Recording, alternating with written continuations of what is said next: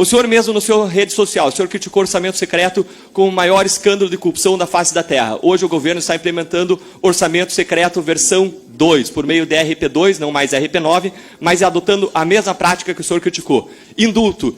Os decretos de indulto do PT sempre perdoaram 2/3 da pena de ladrões e assassinos. Essa prática vai ser mantida ou vai ser extirpada? Que alimenta a criminalidade. E eu gostaria também de saber quais são as prioridades para redução, medidas concretas, para mapeamento, diagnóstico e redução de homicídios. Temos aí cerca de 40 mil homicídios por ano, algo digno de uma guerra, e nós precisamos saber quais são as medidas concretas para diagnóstico, primeiro diagnóstico e em seguida para encaminhar isso. Sobre orçamento secreto. Esse é um tema também do parlamento. Nós tivemos uma votação no Supremo, houve uma votação no Congresso, e eu desconheço, nesse momento, a existência de orçamento secreto. Eu acho que é um tema que o senhor deve apresentar à Comissão Mista de Orçamento, lembrando que o Ministério da Justiça e Segurança Pública não é responsável pela gestão orçamentária do país. Mas se o senhor acha que tem orçamento secreto, eu sugiro ao senhor que vá ao plenário, a esta comissão ou à Comissão Mista de Orçamento, e apresente os requerimentos que o senhor achar cabíveis. Sobre decretos de indulto, nós não cuidamos ainda de nenhum decreto de indulto nesse governo. Nós temos uma recomposição do CNPCP, o Conselho Nacional de Política Criminal e Penitenciária, e nós vamos ter o máximo cuidado. Por exemplo, o governo passado editou um decreto de indulto para uma pessoa, Nós temos uma demanda no Supremo, inclusive ex-integrantes dessa casa. Nós temos um debate no Supremo sobre se pode haver indulto com desvio de finalidade. Nós consideramos que não. Os indultos têm que ser de acordo com a Lei 7.210, a Lei de Execução Penal. Então, afirmo ao senhor que a lei vai ser cumprida em relação aos decretos de indulto. Infelizmente, não foram no governo passado, como nós vimos nesse caso a que fiz alusão. Sobre a 8ª pergunta, homicídios. Homicídios, deputado Deltan, depende, por exemplo, da apreensão de armas de fogo ilegais. É uma das nossas lutas, porque o armamentismo mata. Nós temos o caso de Sinop, por exemplo, como uma referência, tráfico de armas, todos os dias a apreensão de armas ilegais. Então, esse é um pilar de uma estratégia séria, sustentável de redução de homicídios. Além disso, nós estamos fortalecendo as operações de segurança pública. Para o senhor ter uma ideia, quando nós chegamos ao Ministério da Justiça, nós tínhamos 3 bilhões e 400 milhões de reais parados no Ministério da Justiça, uma irresponsabilidade gerencial. Nós estamos agilizando esses repasses aos estados e isso também significa fortalecimento da segurança pública. E, finalmente, um trabalho, claro, num Plano Nacional de Redução de Homicídios, abrangendo feminicídio, juventude negra, todos esses segmentos vulnerabilizados, porque é assim que você faz de modo sério o combate aos homicídios. É imprescindível que haja uma lei sobre comunicação digital cibernética e nós não podemos ter faroeste digital no Brasil. O faroeste digital mata, fake news mata. E por isso mesmo é necessário que haja uma regulação sobre isso. E quem defende a regulação é, na verdade, quem defende a liberdade de expressão.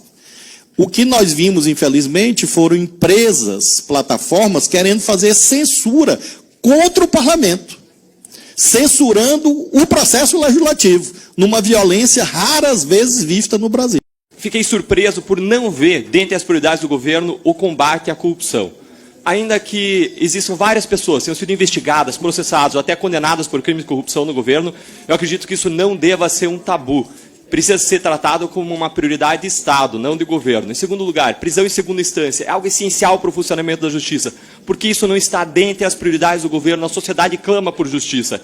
Em terceiro lugar, fim do foro privilegiado. A gente jamais vai ter igualdade perante a lei, quanto mais de 57 mil pessoas têm foro privilegiado. Em quarto lugar, competência da justiça eleitoral para investigar e processar a corrupção política. Eu desconheço um caso em que a pessoa foi para a cadeia condenada pela justiça eleitoral. Ela não é uma justiça vocacionada para isso. Não é uma crítica à justiça eleitoral, é sim uma análise de perfil institucional. Nós precisamos acabar com a competência criminal da justiça eleitoral. Em quinto lugar, governança e compliance. O ministro Prates, presidente da Petrobras, ele criticou o sistema de compliance como um estorvo da Lava Jato. Nós temos pessoas que foram condenadas por desvio de verba pública, como o ministro Góes, e estão ocupando cargos de ministérios, pessoas envolvidas em escândalos, ministro do Turismo, ministro de Comunicações, e seguem na chefia dos seus ministérios. Quando jamais uma empresa que preza por sua reputação, que preza por boa governança, faria isso. Fake news. O projeto de fake news encaminhado pelo governo, embora fosse uma prioridade do governo, tem uma série de medidas que acabam, infelizmente, censurando. Sou a favor da regulamentação da mídia, essa é uma das prioridades do Ministério da Justiça, por isso eu trago isso. E nós precisamos, sim, avançar para a regulamentação de rede social, para evitar comportamentos ilegais, mas sem interferir na liberdade individual para comentários, para exercício da livre expressão. Imunidade parlamentar. É importante que os parlamentares possam expressar a sua opinião, e eu queria questionar especificamente em relação a uma representação que o senhor fez para a PGR, em que o senhor apontou minha suposta incidência em fake news. Senhor ministro, quando o senhor foi à favela da Maré, vários especialistas falaram, não tem como entrar lá sem um grande aparato e preparado para a guerra, mas o senhor entrou sem confronto. E eu prestei atenção em todas as respostas que o senhor deu na sua vinda aqui. E a minha questão é muito objetiva e simples, eu gostaria de uma resposta muito objetiva e simples. Houve algum acordo, direto ou indireto, do senhor ou da sua equipe, com lideranças do crime organizado, para facilitar ou permitir a sua entrada? Porque, segundo vários especialistas, seria impossível a sua entrada sem isso. A questão é sim ou não. Houve algum acordo de alguém da sua equipe ou da ONG para permitir a sua entrada com o crime organizado? Se houve, é uma questão que a gente tem que debater. Deve ou não o Estado se ajoelhar diante do crime organizado para poder entrar numa área? E aqui não é criminalização das pessoas da favela. Pelo contrário, eles são vítimas de crimes. Eu não confundo bandidos e vítimas. Eles são vítimas, não criminosos. Deputado. Para concluir. Os acampados de 8... Perdão. Para concluir, Excelência. Os acampados de 8 de janeiro, eles foram retirados e foram acusados por crimes de incitação ao crime e de associação criminosa. Quando não foram retirados em momento anterior? O que estava acontecendo? Prevaricação, inclusive do atual governo, prevaricação do Procurador-Geral da República, prevaricação das nossas instituições e mais. Eles foram acusados por crimes que, se você for olhar à risca, são praticados por acampados do MST todo dia. Incitação ao crime e associação criminosa para praticar esbulho possessório. Por que pau que desce em Chico não desce em Francisco? Por que as mesmas medidas adotadas em relação às pessoas do 8 de janeiro não são adotadas em relação aos acampados do MST? A quarta pergunta sobre a justiça eleitoral. Deputado, eu quero me solidarizar com a justiça eleitoral brasileira. É uma justiça que tem, como o senhor sabe, 91 anos. É uma justiça que prestou já relevantes serviços ao país. Recentemente, nós vimos a força da justiça eleitoral garantindo eleições democráticas. Com a sua crítica atinente ao mau funcionamento da justiça eleitoral, eu acho o contrário. Acho que a justiça eleitoral é um bom ramo do Poder Judiciário e quero consignar a minha solidariedade a todos os juízes que prestam a jurisdição eleitoral. Sobre a quinta pergunta do senhor sobre governança e compliance. São leis que estão postas. É claro que o senhor relacionou governança e compliance com condenações criminais.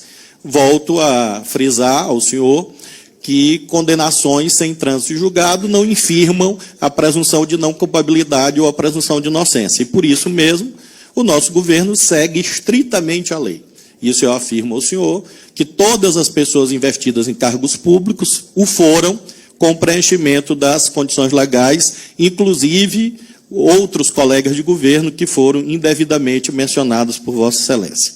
A nona pergunta sobre fake news. Está aqui o eminente deputado Orlando Silva, quero homenageá-lo pelo trabalho grandioso que tem feito na tentativa de formar a maioria em torno de uma lei que é uma exigência constitucional. Quem exige uma lei sobre o assunto é a Constituição. Está aqui no artigo 222, parágrafo 3º.